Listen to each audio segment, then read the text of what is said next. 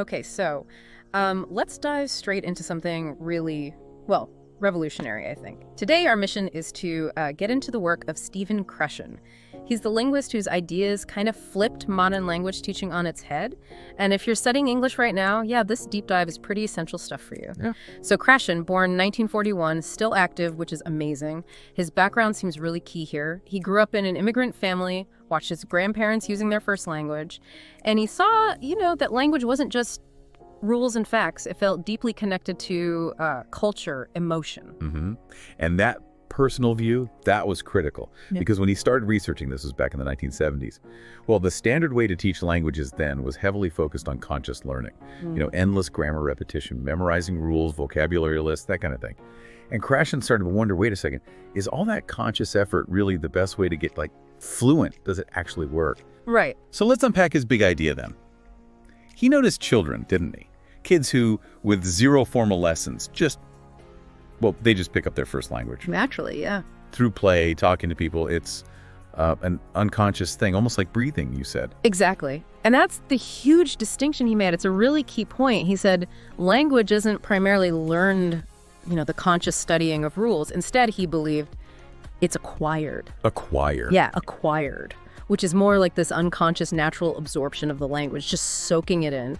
And the story goes, this big idea really clicked for him when he was reading a picture book to his own son. His son was just understanding the story, picking up words naturally, just by getting the message from the pictures and the simple words he was hearing. Okay, hold on. So are you saying all those hours I spent, memorizing grammar tables, maybe that wasn't the best use of time? Well, it goes against everything we're usually taught, right? You need to know the rules.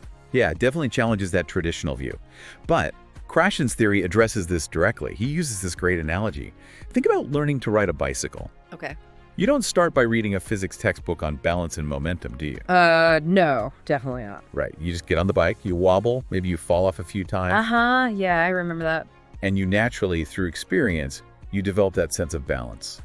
It's the experience, the natural process itself that really teaches you, not the rules. Ah, I see. So the natural experience is the key. That makes sense.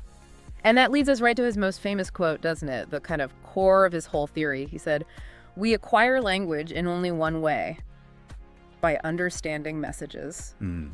Understanding the message. That single thing, that's the power source. Exactly that. Understanding the message. And this brings us to a really practical idea he called comprehensible input.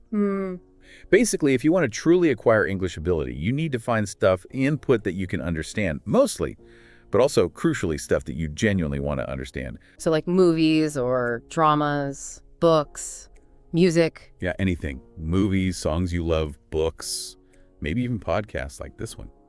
The critical thing isn't how hard the English is. It's your actual, honest desire to figure out what's being said, to get the meaning, the message, that desire, that curiosity. That's what fuels the whole unconscious acquisition engine. Okay, so let's bring this back to you, the listener. What does this actually mean for your study habits? Krashen's idea suggests that maybe instead of grinding through grammar exercises you don't enjoy, your time might be better spent, say, reading stories that grab you or listening to conversations you find interesting. That's where the real ability grows. Precisely. And it also touches on something else important. Patience. Pace. We all feel this pressure, don't we, to learn super fast, get results quickly. Definitely. But Krashen's work shows us that, language acquisition is actually quite a slow, organic, natural process. Think of it like planting a seed. Yeah. You water it, you give it sun, but you have to be patient.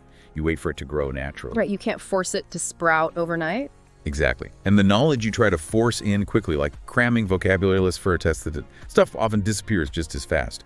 But the language ability you gain slowly, through understanding messages that actually mean something to you, that tends to stick. It puts down deep roots. It lasts.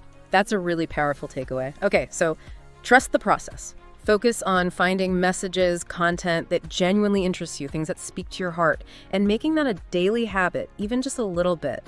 That slow, steady, unconscious practice builds into real, lasting language ability over time. Which leads us to maybe a final provocative thought for you to consider today. What is one specific piece of English content right now? Maybe a movie you've wanted to watch, a book on your shelf, a particular song you like, even just an article you saw online. What's one thing you were truly curious about understanding? Forget about studying it for now. Just Yeah. go understand that message. Go acquire it.